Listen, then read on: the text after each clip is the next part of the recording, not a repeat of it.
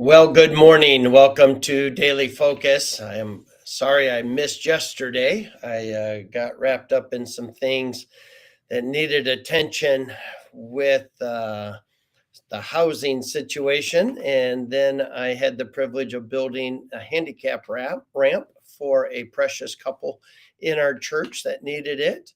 And just wasn't able to get back into the office in a timely manner to get it out. But here we are today, and pray for our member care pastor who is now on his way to Cote d'Ivoire on a missions trip. And so pray for his safety while he's traveling, and while he's there, pray for effectiveness and fruit to be born. Well, we are in 1 Samuel chapter 21. I think when we get into this chapter, we find that David is running for his life. He's not really sure what this life is going to look like. He doesn't really know how he's going to approach it, but he's just trying to stay alive. And he runs to Nob. And if you remember, Nob is this place that's going to show up again, and we'll talk about it later. And there is a person there that is the head of all of Saul's herdsmen by the name of Doeg. And Doeg is your typical opportunist.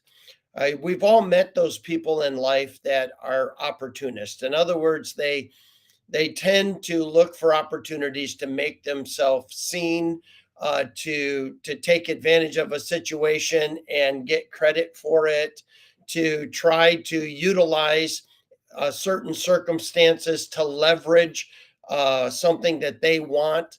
They're an opportunist. Well, that is Doeg. Doeg is looking for the chance to get the king's eye, to have the king's ear, to be promoted into some type of place. And he's going to show up, and you're going to see just how manipulative and self-centered opportunists can be. And yet here David is going to Nob. Nob is also the place where Eli's descendants settled.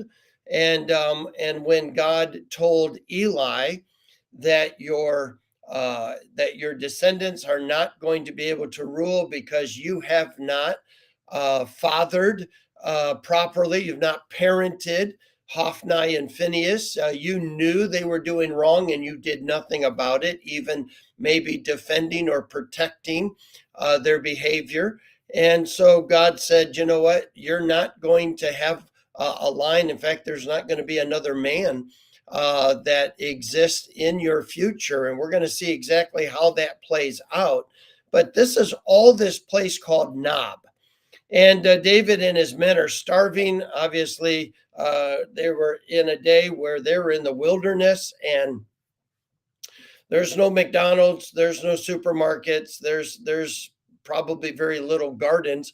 And so they're trying to figure out, where do we go to get some food? He's traveling with a number of men that have rallied around him. And so he comes and he asks those in the temple, can we have some of the bread? And then the priest said, the sword of Goliath the Philistine, verse number 9, whom thou slewest in the valley of Elah, behold, it is here wrapped in a cloth behind the ephod. If thou wilt take that, take it. For there is no other save that here. And David said, there is none like that, give it me. And I think that here we find this process where David is actually going to arm himself. David realizes that his life is in danger. I think God teaches this over and over again throughout Scripture, but human beings have the right to defend themselves. They have the right to defend their life, even at the expense of someone else who may be trying to take their life. And yet David is going to wrestle through what is appropriate, inappropriate, as it relates to God's anointed for the position of king. And what does that mean? And how does that play out in this endeavor for the right to defend yourself against somebody who is trying to take your life. And the priest was clear. Listen, uh, you're the one that took this sword.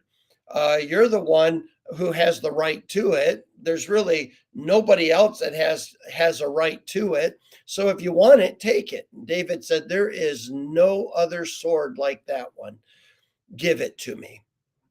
And I think that maybe there's two things that we can learn from this. One is this principle of making sure that we are wise, gracious, but wise in how we defend ourselves, whether it's defending ourselves against a physical threat, an emotional threat, uh, defending ourselves against a communication threat. We have to be wise in what we do. We don't just destroy everyone around us because we're defending ourselves. In fact, when it comes to defending your character, God says, listen, uh, answer not a fool according to his folly. There are some things that just don't deserve an answer, they don't deserve any attention. Let your character, your integrity, answer the accusations. And sometimes that's hard to do, but it's wise. And so I think we need to take away saying we have the right to defend ourselves, but we're going to need God's wisdom in how and when that takes place. And then the second thing that I think is really interesting here is is remembering some of the things that God has done in and through our lives. I think David here needed to be reminded of God's grace. He needed to be reminded of God's power. He needed to be reminded of God's deliverance and that he had faced the most formidable foe in Goliath, and God had given him the victory. He had used this sword before, and he makes the statement, there is none like that one. Give that one to me.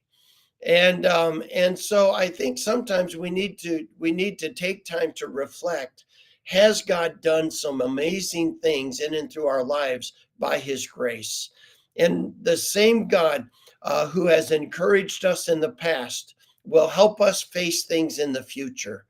And so I think the second lesson that we learn about this is just reminiscing back and remembering God has been gracious, God has provided, God has delivered, and the same God is interested in our lives today. I hope you have a great day. I'll look forward to